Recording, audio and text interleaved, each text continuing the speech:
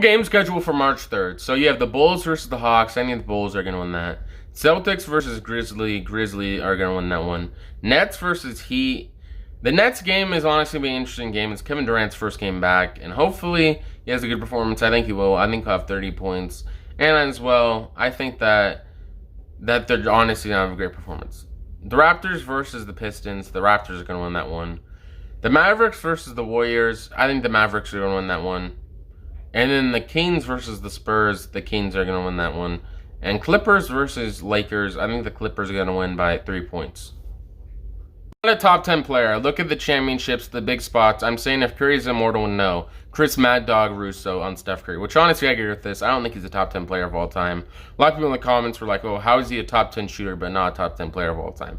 Ray Allen wasn't a top 10 player of all time. And it's still a top 10 shooter of all time.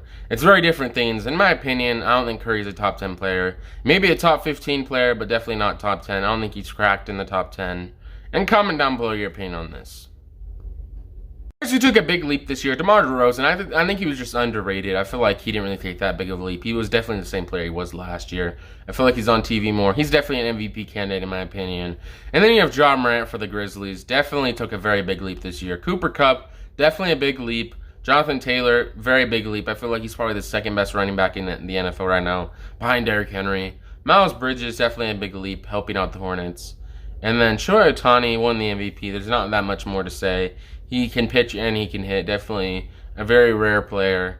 Joe Burrow made the playoffs and went to the Super Bowl, which was honestly very surprising after an ACL injury. And just a very good performance from him. Vlad Guerrero Jr. was very close to winning the MVP in baseball. Deebo Samuel, honestly, really showed out this year and became a wide receiver and a running back. And I think he's just going to keep improving. Darius Garland, great performance as well. Anthony Simons, definitely, he's going to be the future of the Portland Trail Blazers, him and Damian Lillard. AJ Terrell, honestly, a great performance from him as well for the Falcons. Honestly, comment down below your opinion on this. Who took the biggest leap in sports?